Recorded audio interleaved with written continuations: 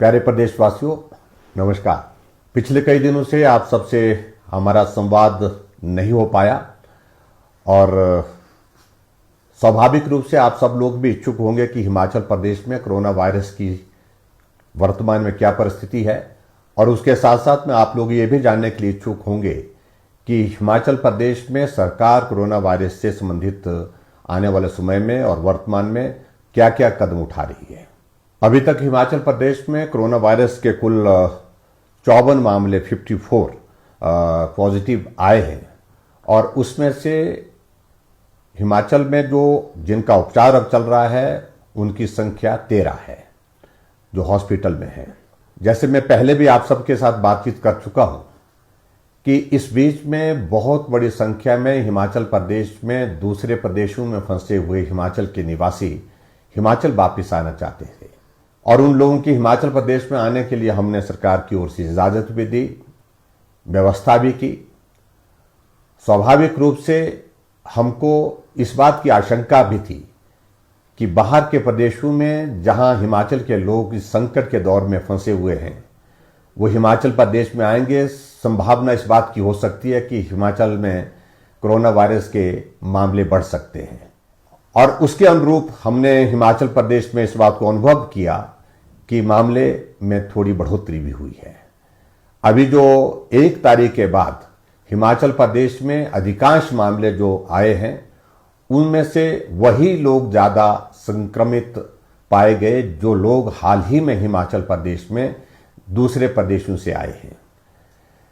वो भी अपने भाई हैं, उनके स्वास्थ्य की चिंता वो भी हमारी जिम्मेवारी है, उनकी जीवन की रक्षा ये भी हमारी जिम्मेवारी है, और इसके साथ साथ में हिमाचल प्रदेश के हर नागरिक के जीवन की जिम्मेवारी भी हमारी है।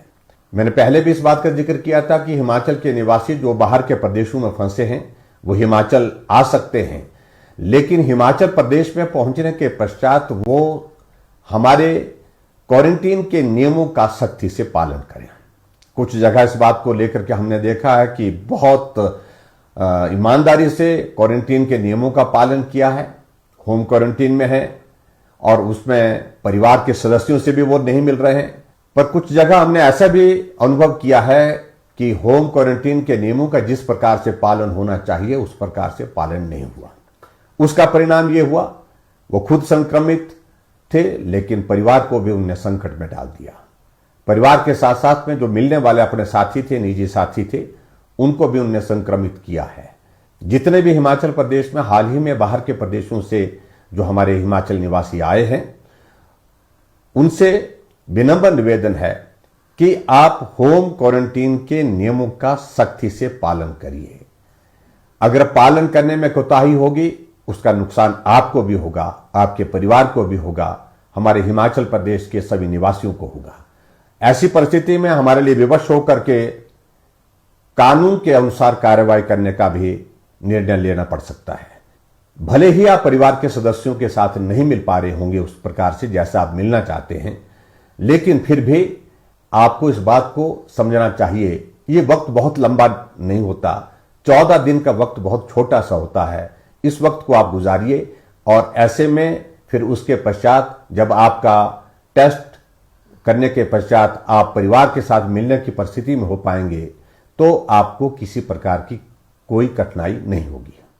अभी हाल ही में हमने हिमाचल प्रदेश में एक और निर्णय किया कि कर्फ्यू में जो ढील का समय था 5 घंटे से उसको बढ़ा करके 7 घंटे किया है। वो इसलिए किया है कि ग्रामीण क्षेत्र के लोगों के शहरी क्षेत्रों में सामान की आवश्यकता पड़ती है। जब तक के लिए शहर में पहुंचते तो तब तक के लिए कर्फ्यू की रिलैक्सेशन का समय समाप्त हो जाता है। उनको बहुत बड़ी कठिनाई का सामना आते जाते जो है करना पड़ रहा है। ऐसी परिस्थिति में हमने तय किया कि इस अवधि को बढ़ा करके 7 घंटे करना चाहिए, और 7 घंटे का इसलिए भी कि उसमें सोशल डिस्टेंसिंग को भी हम मेंटेन करने की परिस्थिति में हो सकते हैं, और हमारे बिजनेस एक्टिविटीज को भी हिमाचल प्रदेश में हम चाहते हैं कि अब सुचारू रूप से चले, उसके लिए भी समय अवधि को बढ़ाना बहुत आवश्यक था। इसलिए हमने ये निर्णय लिया कि कर्फ्यू में ढील अब 5 घंटे की नहीं 7 घंटे की रहेगी। लेकिन फिर भी मेरा सभी से इस बात के लिए निवेदन है कि आप बाजार में अनावश्यक रूप में भीड़ में एकत्रित ना हो, सोशल डिस्टेंसिंग का ख्याल रखें, मास्क का उपयोग करें, मैं आप सबसे इस बात के लिए भी जरूर निवेदन करना चाहता हूं, कोरोना वायरस का अभिप्राय यह नहीं है कि दुनिया खत्म हो गई। किसी भी व्यक्ति को यह संक्रमण हो सकता है और संक्रमण के बाद हमने हिमाचल प्रदेश में इस बात को अनुभव किया, पूरे देश में भी और पूरे दुनिया में भी इस बात को अनुभव किया कि कोरोना किसी व्यक्ति को अगर हो भी जाता है उसके बाद भी वो स्वस्थ जीवन व्यतीत कर सकता है। कुछ वक्त तक के लिए परहेज की आवश्यकता है, कुछ सावधानियों की आवश्यकता है। आप पानी पिएं, गर्म पानी का सेवन ज्यादा करें। आप काढ़ा, जिसको हम अपनी भाषा में बोलते हैं, गांव की भाषा में, जिसका हमेशा हम पुराने समय से इस्तेमाल करते रहे, उसका इस्तेमाल करें। और ऐसी परिस्थिति में डॉक्टर की सलाह के अनुसार जो भी जिस प्रकार से वो आपको हिदायत देते हैं, जिस प्रकार से वो आपको गाइड करते हैं, उन सभी बातों का आप अनुसरण करें। आने वाले समय में हम इस बात को अनुभव कर रहे हैं कि कोरोना शायद अभी लंबा चले।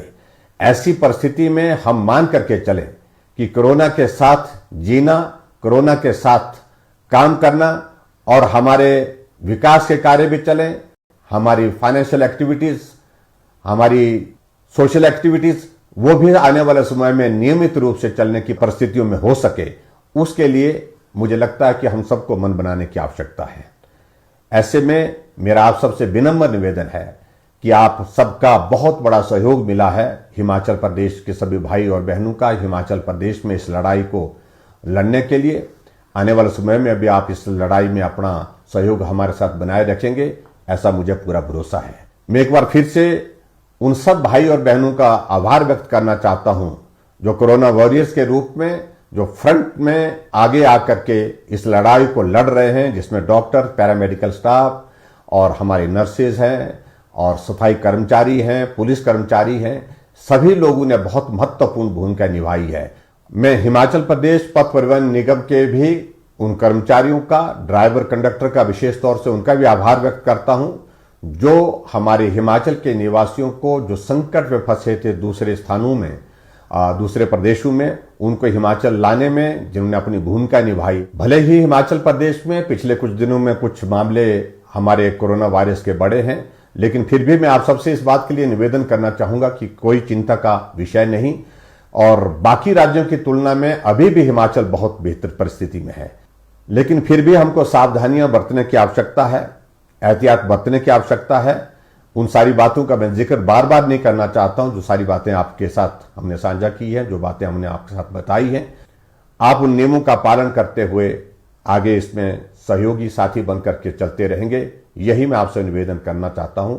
आप सबका बहुत बहुत धन्यवाद। नमस्कार। जय हिंद, जय हिमाचल।